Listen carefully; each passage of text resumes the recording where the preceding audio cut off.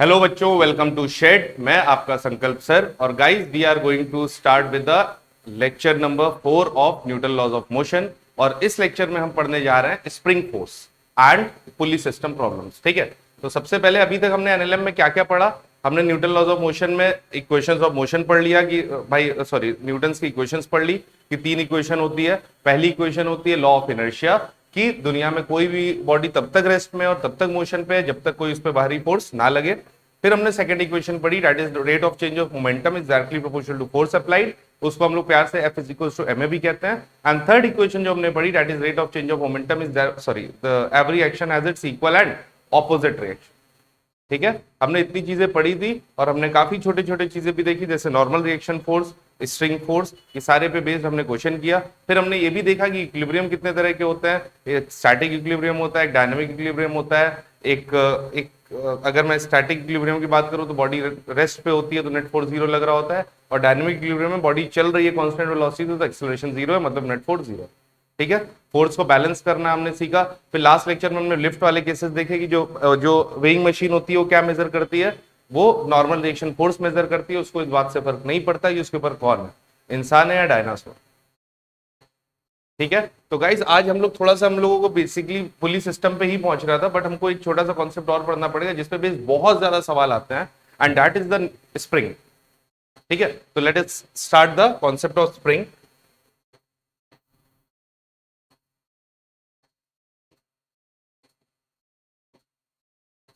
Spring force, spring force.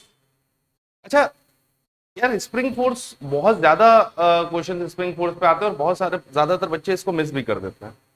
देखो guys, spring के बारे में बात करें तो तुम्हें इतना पता होगा कि स्प्रिंग बस कहती है मुझे छोड़ दे मेरे हाल पर, मुझे छोड़ दे मेरे हाल पर, मतलब मुझे मेरे नेचुरल स्टेट में रहने दो, ना मुझको दबाओ ना मुझको खींचो, मुझे मेरे नेचुरल स्टेट पे रहने दो।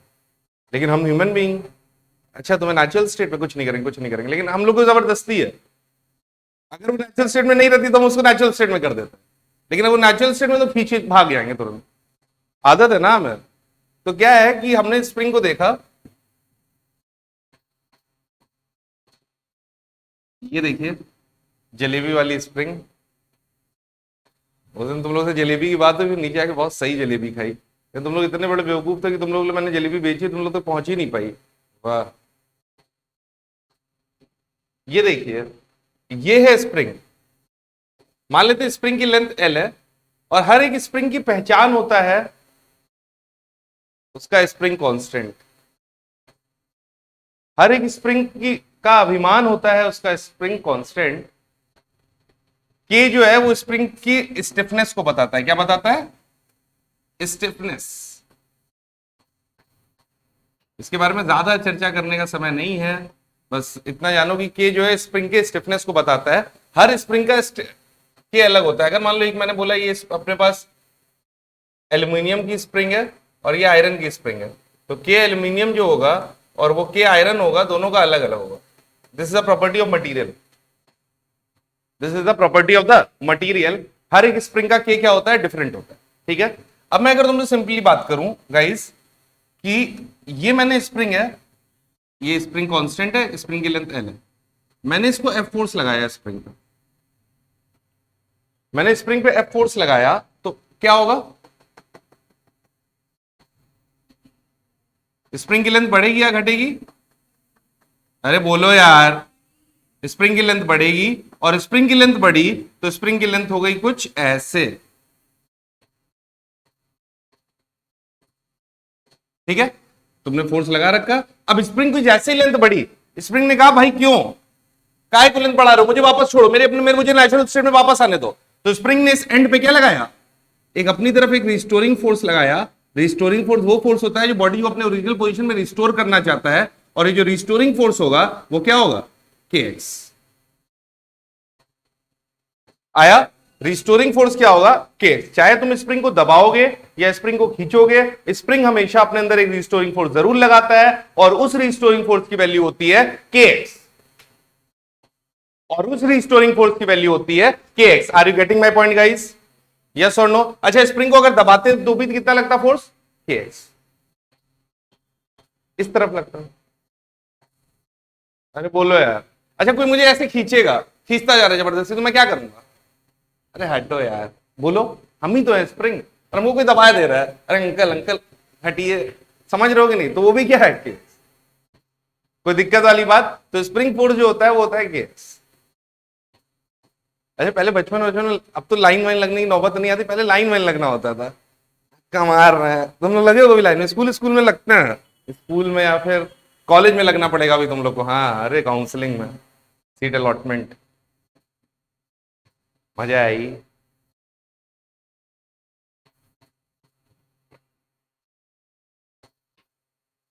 अच्छा, तुम कहीं कहीं लिखा रहता है जेब कतरों से सावधान, पढ़े हो? वहां पे क्यों अच्छा ऐसा लिखा रहता है? वो कौन लिखवाता है? जहाँ लिखा रहता है जेब कतरों से सावधान, वो कौन लिखवाता है? चोरी लिखवाता है, बिल्कुल सही। हाँ, उसके पीछे लॉजिक है।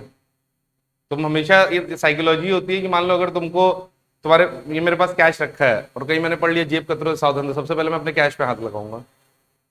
और जो पॉकेट लोग वाले होते हैं, पॉकेट मार, वो इसी को देख रहे होते हैं। अच्छा, पता चल जाता है उनकी बॉडी में तुम्हारा कैश कहाँ है, निपटा देते हैं। समझी? गाइस, अब क्या है देखो इधर, तो कभी मत देखो कैश वैश है, कभी मत देखो। जितना भी रखा रहे, देखो मेरे पास पूरा 3-4 रुपए हैं, लेकिन कोई कोई इनसिक्योरिटी है? आराम से, किसी बात का डर ही नहीं। एफ रिस्टोरिंग बराबर के एक्स। अच्छा गाइस, देखो पेन छोड़ो। एक बहुत फंडामेंटल सवाल आता है कि सर स्प्रिंग, स्प्रिंग को दरअसल नेचुरल स्टेट में रहना पसंद है। स्प्रिंग को दरअसल नेचुरल स्टेट में रहना पसंद है। तो अगर मुझे किसी ने ऐसे खींचा, मुझे छोड़ो मुझे छोड़ो, मैं इधर आया, लेकिन सर ये तो अनफेयर है। स्प्रिंग को अगर इधर खींचा गया तो स्प्रिंग ने ओरिजिनल पोजीशन के लिए लाने के इधर खींचा, स्प्रिंग इधर से भी तो कह सकती है, भले ही इधर से खींचा गया उसको, लेकिन स्प्रिंग इधर से भी तो अंदर आ सकती है।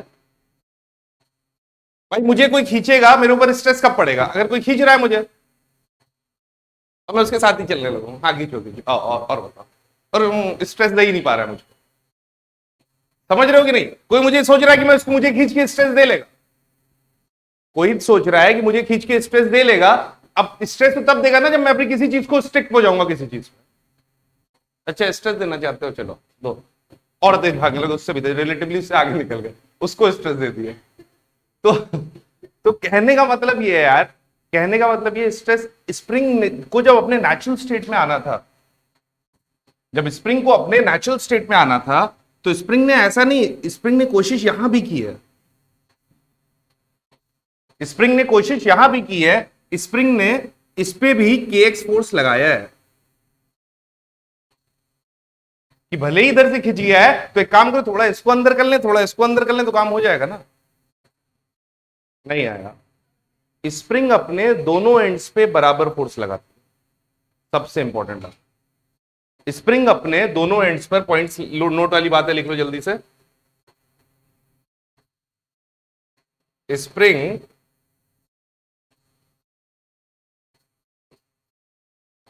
अपने दोनों एंड्स पर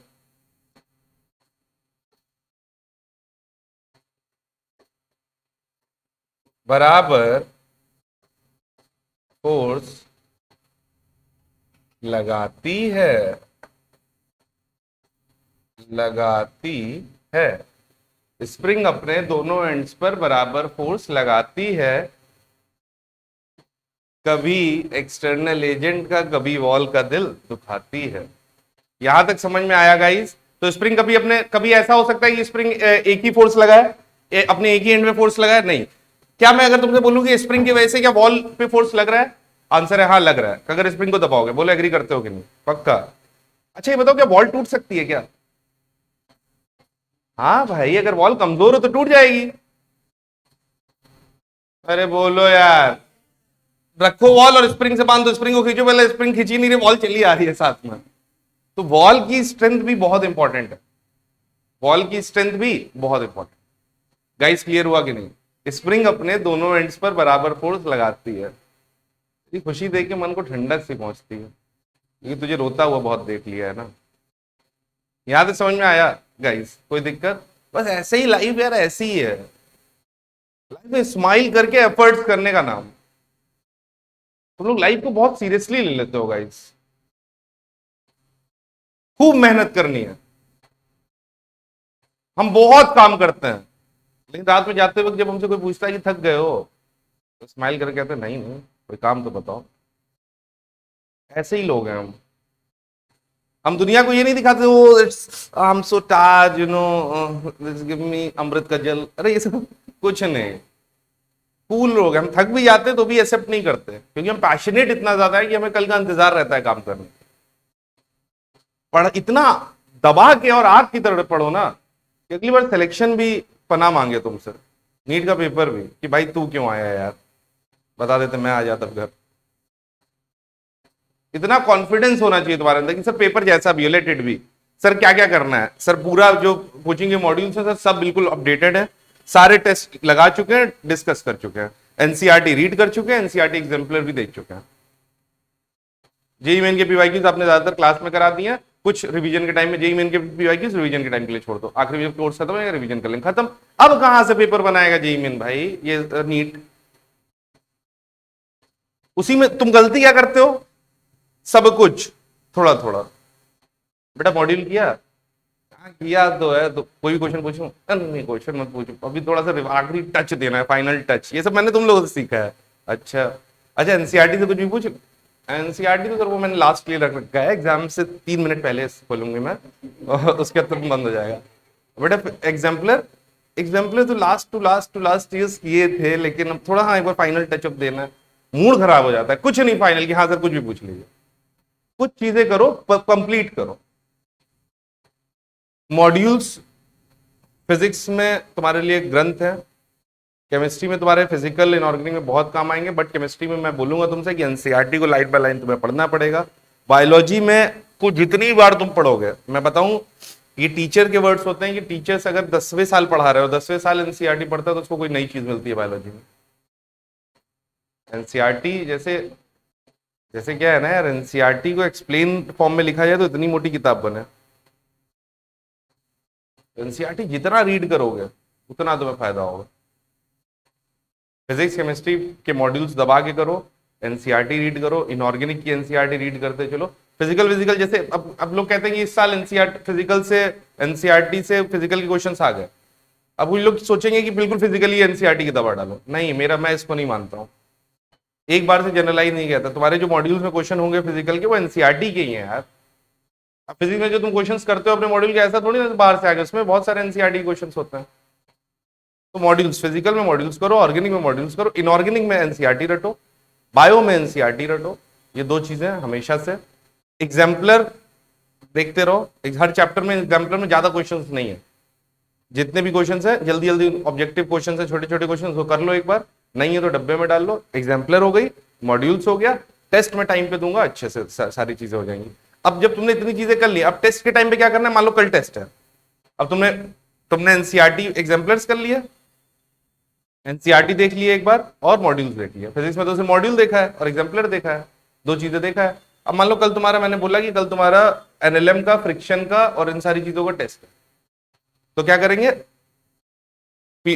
इतना हो चुका है, एक बार देख लेंगे कि ये सारी चीजें याद है, उसके बाद जेई मेन के पीवाईक्यूज देखे, एक बार रीड कर लिया कि यार हाँ ये क्वेश्चन हो रहा है कि नहीं। बस ये प्लान कर लिया कि अच्छा इस बार टेस्ट में मैं 2022 और 2021 का जेई मेन का पेपर कर लूंगा, कहीं नोट कर लिया कि 2022 और 2021 का पेपर हो गया। अगले टेस्ट जब उसी चैप्टर का हुआ तो 2020 और 18 का 19 का हो गया, तो इसी बहाने टेस्ट के चलते तुमने जेई मेन भी सारे निपटा लिए। तो गाइस इस तरह से प्लान करके होगा। यहां तक समझ में आ रहा है? बोलो हाँ या ना। तो ये है हमारे पास स्प्रिंग का छोटा सा कॉन्सेप्ट, और बढ़ते हैं आगे। अच्छा देखो, स्प्रिंग मतलब कितनी अच्छी चीज है, स्प्रिंग अपने दोनों फोर्स पे बराबर, दोनों एंड पे बराबर फोर्स लगाती है। जैसे अगर मैं तुमसे सिंपल बात करूं कि यार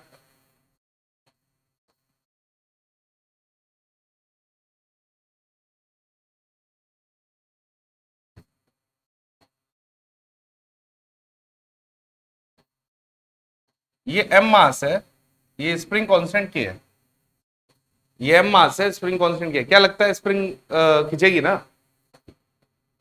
एक्सटेंड होगी स्प्रिंग, होगी, स्प्रिंग एक्सटेंड हो जाएगी, बिल्कुल सही। और अपने नेचुरल लेंथ से मान लो स्प्रिंग अपने नेचुरल लेंथ से एक्सटेंड ही होगी, तो मान लेते हैं ये एक्सटेंशन में, ठीक है। अब गाइस x की वैल्यू क्या होगी, तो स्प्रिंग में कौन कौन सा फोर्स लग रहा होगा, मास पे mg और kx, अरे बोलो हाँ या ना। और अगर ये रुका हुआ है तो इसका मतलब क्या हो जाएगा, mg is equal to kx, और x की वैल्यू क्या आ जाएगी, mg बाय k, ठीक है। ये जो x है ये क्या है, this is the equilibrium extension.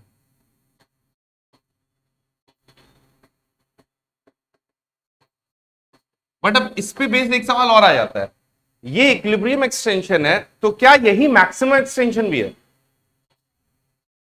बात समझो, इक्विलिब्रियम एक्सटेंशन और मैक्सिमम एक्सटेंशन में दोनों में डिफरेंस है, दोनों में डिफरेंस है। क्या डिफरेंस है, मैक्सिमम यार इक्विलिब्रियम में कोई चीज कब आती है, तो वो तो इक्विलिब्रियम है। मैक्सिमम, देखो देखो देखो ये इसकी इक्विलिब्रियम पोजीशन है, ये इसकी इक्विलिब्रियम पोजीशन है गाइस, ध्यान से सुनो, क्या ये इसकी इक्विलिब्रियम पोजीशन है? बोलो यार, ये इसकी इक्विलिब्रियम पोजीशन है क्योंकि नेट फोर्स यहां पे क्या हो जा रहा है, जीरो। लेकिन यहां पे आने से पहले ये पहले यहां पे रहा होगा,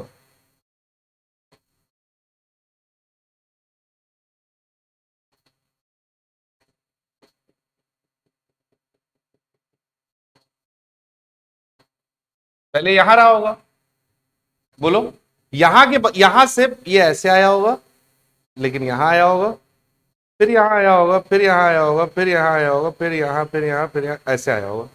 समझ में आ रहा है कि नहीं, एसएचएम किया होगा पहले, ऑसिलेट किया होगा, बोलो। तो पहले अपने आप को क्या किया होगा, ये पूरा मैक्सिमम नीचे तक ले गया होगा, लेकिन रुकेगा इवेंचुअली वहीं जहां पे इसकी इक्विलिब्रियम आएगी, बोलो हाँ या ना। सबसे पहले सबसे ऊपर से ये सबसे नीचे आया होगा, फिर नीचे के बाद ऊपर गया होगा, फिर नीचे, फिर ऊपर, फिर नीचे, फिर ऊपर, फिर नीचे, फिर ऊपर, फिर नीचे, और यहां पे कहीं इक्विलिब्रियम पे रुक गया होगा, ठीक है। And maximum, when question ask about the maximum elongation, तो हमें ये वैल्यू देनी है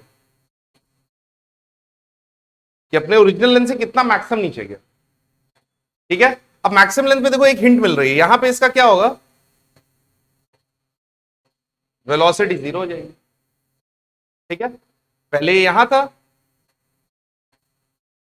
अब ये यहां था, तो गाइज यहां पे क्या होगा, ये हालांकि हम लोग वर्क पावर एनर्जी में पढ़ेंगे भी अच्छे से, बट ये क्वेश्चन केस आया है तो हम डिस्कस कर लेते हैं।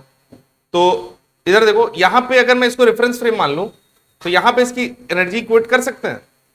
मैंने बताया कि जब कुछ ना समझ में आया किसी भी मैकेनिक्स की प्रॉब्लम में, तो we could equate the energy. तो energy at A is equals to energy at B, are you getting my point, अरे हाँ या ना बोलो।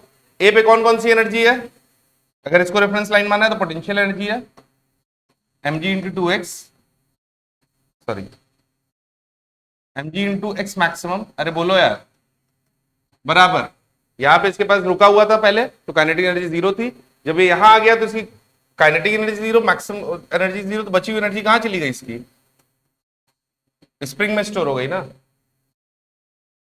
बोलो यार, जो इसकी जो पोटेंशियल एनर्जी थी वो कहां स्टोर हो गई, स्प्रिंग में, एक्स मैक्स, ये से एक ये कैंसिल, तो एक्स मैक्स की वैल्यू क्या आ गई, 2 mg बाय, भाई जो इसकी पोटेंशियल एनर्जी थी वही तो स्प्रिंग के खिंचाव में आ गई। और स्प्रिंग का जो फॉर्मुला होता है वो क्या होता है, स्प्रिंग में एनर्जी का फॉर्मुला क्या होता है, हाफ के एक्स स्क्वायर। जो क्लास 11 के बच्चे इस वीडियो को देख रहे हो बेटा, वो पहले फॉर्मुला याद रखेंगे, वर्क पावर एनर्जी में हम इसको डिराइव भी करेंगे। तो हाफ के एक्स स्क्वायर, ठीक है, the energy stored in the spring is equal to half k x square, this is the maximum elongation.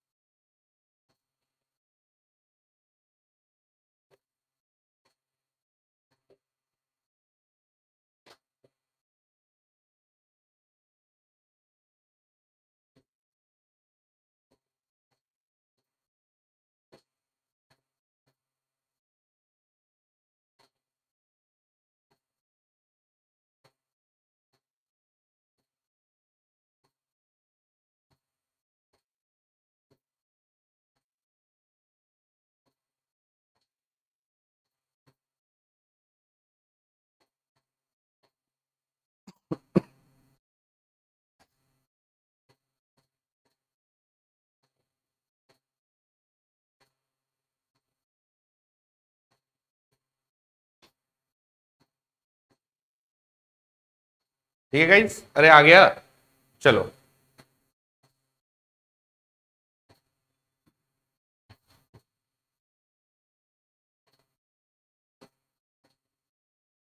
Spring force एक इंपॉर्टेंट पॉइंट है, और इस पे हम लोग थोड़ा सा केस समझेंगे। देखो गाइस, इधर देखो, पेन छोड़ो। स्प्रिंग फोर्स सडनली चेंज नहीं होता है। सबसे इंपॉर्टेंट बात कह लो guys, spring force suddenly change नहीं होता है। स्प्रिंग फोर्स सडनली चेंज नहीं होता है, कहने का तात्पर्य, वेर आई एम सेइंग कि स्प्रिंग फोर्स सडनली चेंज नहीं होता है, इस पे बेस्ड बहुत सारे सवाल हैं, बहुत सारे सवाल, और बहुत फंडामेंटल एसेंशियल रीजन बेस्ड सवाल बन सकते हैं, बहुत डिफरेंट डिफरेंट तरह के सवाल बन सकते हैं। स्प्रिंग फोर्स सडनली जीरो नहीं हो, सडनली चेंज नहीं होने का कहने का मतलब यह है कि चलो एक केस लेते हैं।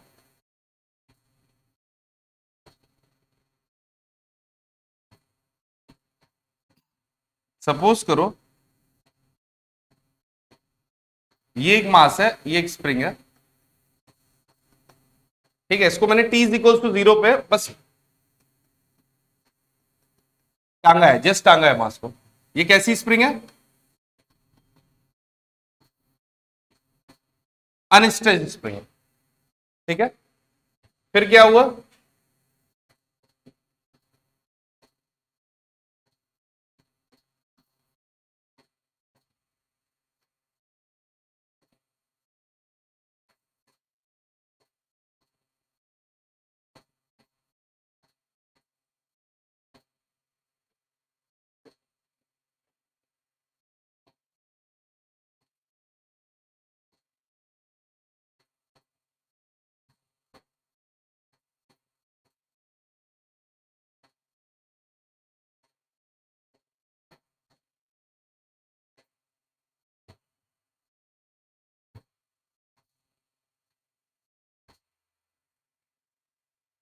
ये है इक्विलिब्रियम लेंथ, ठीक है। ये है तीन स्टेट्स मैंने बनाई है। ये मैंने यार टी इज इक्वल्स टू 0 बनाया है, या T is equals to T बनाया है, और T is equals to T naught बनाया है। टी बराबर टी नॉट का मतलब समझे? जब इक्विलिब्रियम आ गया। गाइस फील करना, जो मैं बताना चाह रहा हूं उसको फील करना और एब्जॉर्ब करना, ठीक है। तुम पे विश्वास है इसीलिए तुम लोग यहां हो, तुम पे बहुत विश्वास है कि तुम लोग बहुत अच्छा कर सकते हो, बट मतलब बड़े से बड़ा योद्धा जंग हार जाता है अगर वो यार बिना प्रैक्टिस के जंग के मैदान में चला जाए, क्योंकि भगवान तो हो नहीं। तो पढ़ना बहुत पड़ेगा। पढ़ने का मतलब ये नहीं होता है कि जब मैं तुमसे बोल रहा हूँ पढ़ना मतलब तुम पढ़ाकू नहीं हो, पढ़ने का मतलब तुम्हें अपनी रिगरस प्रैक्टिस करनी पड़ेगी, कि तुम्हें आदत हो जाए, क्वेश्चन देखने की आदत है, इतने न्यूमेरिकल जुड़ चुके हैं कि हर केस दिमाग में। Guys T is equal to 0 की बात करूं तो टी इज इक्वल टू 0 पे ध्यान दो, तो यहां पे तुमने जस्ट मास को टांगा है, तो स्प्रिंग तो बिल्कुल खींची नहीं है। तो मैं यहां पे बात करूं तो इस पे कौन सा फोर्स लगेगा?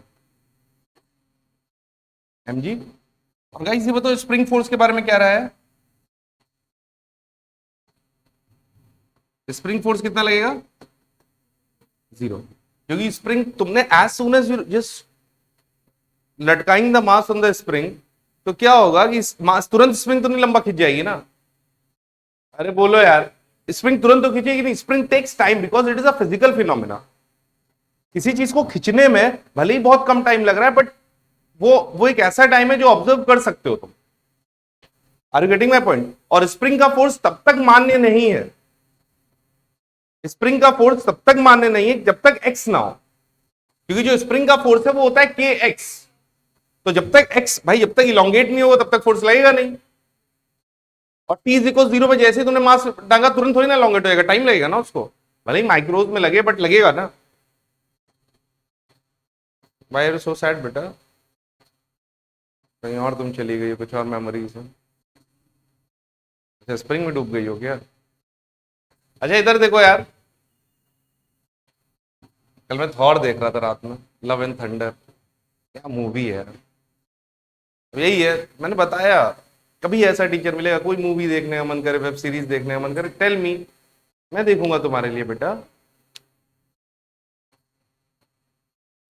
पिज्जा रखा हुआ है, कल कल पता नहीं मैंने पिज्जा ऑर्डर किया, 2 ले आए यार, 2 पिज्जा आ गया उतने ही पैसे में। लग रहा है पिज्जा हट वाले यार रखा ही रह गया। T is equals to 0। मुंह देखो ऐसा लग रहा है निकाल निकाल के खा लेंगे, माफ करना।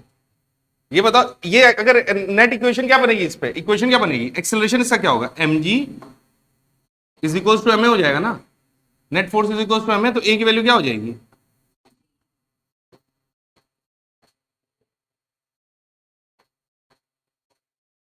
पिज्जा के फ्लेवर पे डिस्कशन शुरू हो गया है।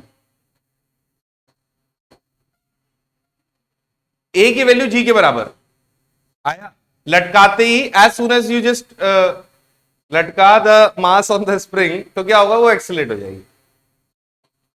कोई दिक्कत। अब क्या होगा, इस पे यहां बात करें, यहां पे वो थोड़ा इलोंगेट हो गई है, लेकिन अभी भी वो पूरा इलोंगेट नहीं हुई है, तो यहां पे वो नीचे जा रहा होगा ऊपर जा रहा होगा, एक्सेलरेट नीचे हो रहा होगा ऊपर, तो यहां इक्वेशन क्या बनेगी, ये mg ये kx, तो इक्वेशन क्या बनेगी,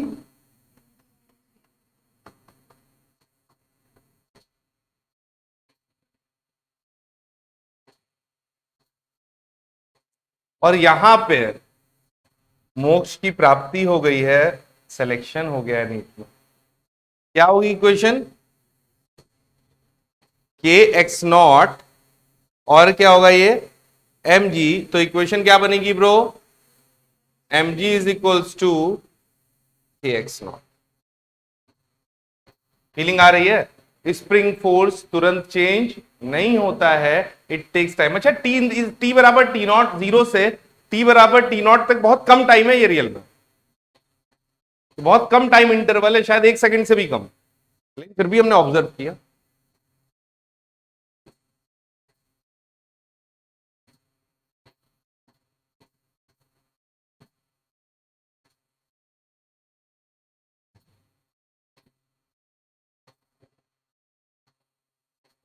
वो ध्यान देना भूल से गए। आनंद का यार नहीं आएगी, क्या चल रहा है उसकी लाइफ में।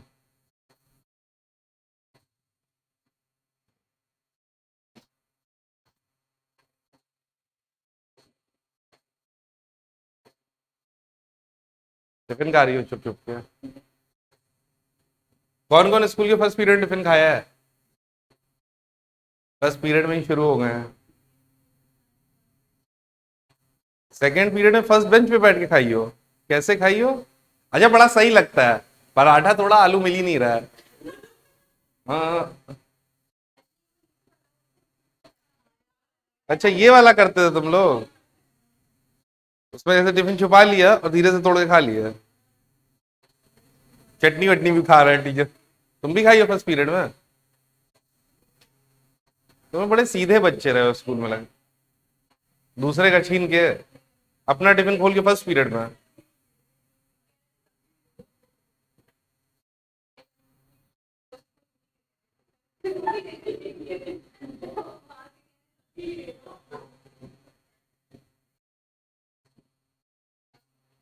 अनन्या आपने बेटा टिफिन, मुझको नहीं लगता तुम कुछ खाती भी हो, खाया वाया करो, क्या खाती हो, खाना, बाप रे। अब अगर मेरी एज में तुम्हें मेरी तरफ फिट रहना है, तो अपनी डाइट को बहुत कंट्रोल वे में फॉलो करना पड़ेगा, क्योंकि बहुत मुश्किल होता है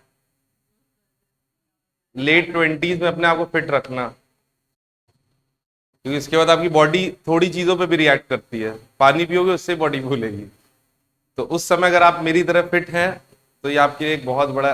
अच्छा निखिल, मैं तुमसे, तुम आज फर्स्ट क्लास है, तुम ऑनेस्टली बताओ, अच्छा तुम ऑनेस्टली बताओ, मैं फिट हूं या अनफिट हूं?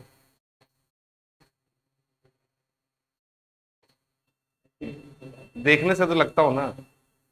बाकी अगर बाकी एक्टिविटी के लिए तो हवेली पे आना पड़ेगा किसी में। यहाँ तक समझ में आ गया? कोई दिक्कत? देखो ये देखो, ये एक सच्चा बच्चा होता है, एटलीस्ट तुम आ गए, एक स्ट्रेंथ मिली। लेकिन लोगों के बीच ये लोग मुझे हमेशा डिमोरलाइज करते थे।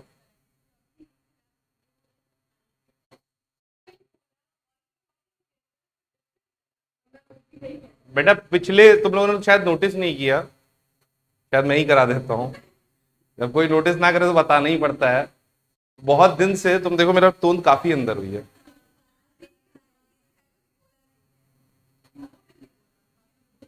तुम लोग एक बार भी ये एक्नॉलेज नहीं करोगे कि सर क्या कर रहे थे तो।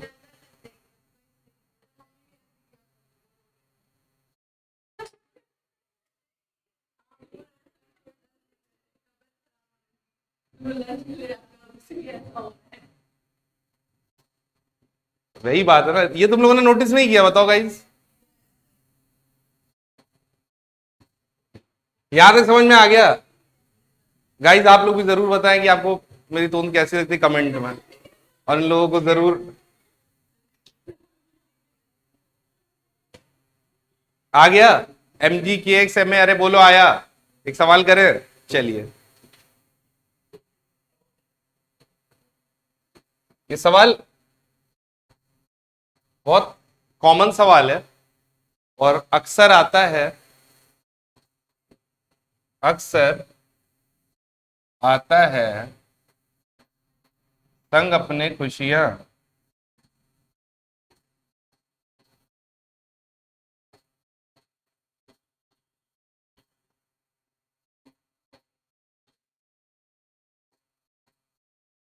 देखा होगा ये सवाल, याद आया?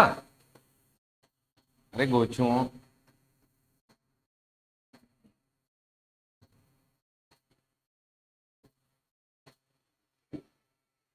पानी तो पिलाया नहीं आप लोगों ने, चाय लिया है। देख रहे हो विनोद, कैसे पानी से बचने के लिए चाय पिलाई जा रही है। अरे यार यहाँ तक समझ में आया? गाइस, रोश, मैंने प्यारी सी कैंची लेके रस्सी को काट दिया था। तो सवाल है, find the acceleration of block A and block be just after the spring is cut.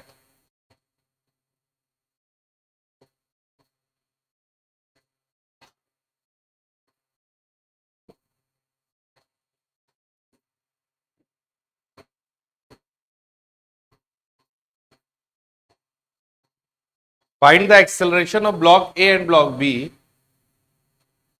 Just after the spring is cut.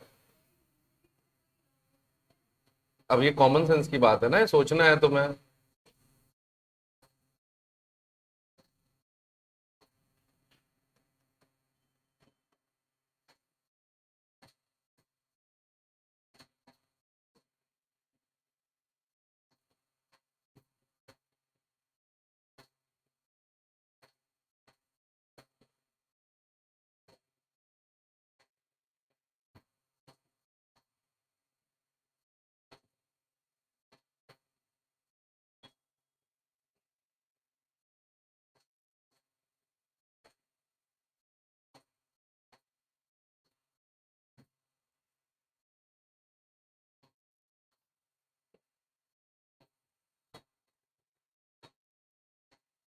Guys pen छोड़ो, दिमाग खोलो और इधर देखो एक बार। सबसे पहले ये बताओ, तुम इस इसकी इक्वेशन या नीचे वाले की इक्वेशन बताओ क्या होगी।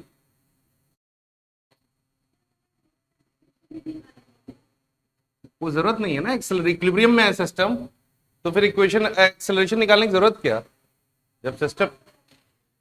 अच्छा, ओहो वाओ मैन, ऐसे लटका हुआ है तो इक्विलिब्रियम में ही आ गया होगा ना एट द एंड, तो बताना पड़ेगा।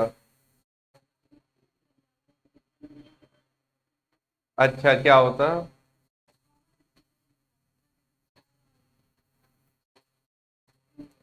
माय डियर, माय डियर, यही गलती करते हो आप।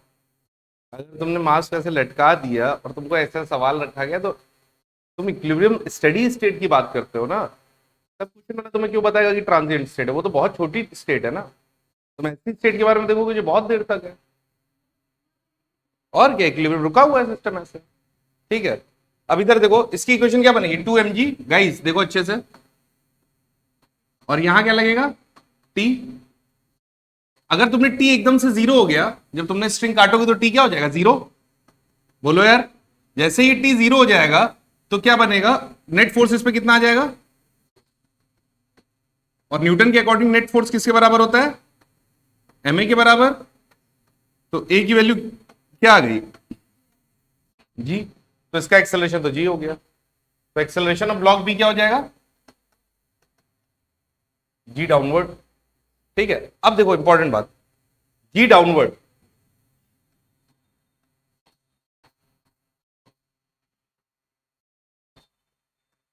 और अगर मैं बात करूं, इधर देखो सब लोग, चौधरी, ये अगर इक्विलिब्रियम में था तो स्प्रिंग कितना फोर्स लगा रही होगी ऊपर टोटल, kx। और kx की वैल्यू क्या रही होगी, 3mg।